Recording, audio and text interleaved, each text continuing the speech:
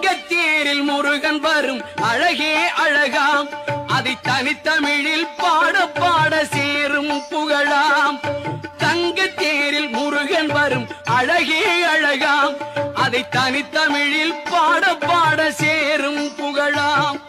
பார்ப்புகழும் பழனியிலே பங்குனி தேரோட்டம், அதை பார்த்து மகிழத்தானே இங்கு கடல் போல் கூட்டம்.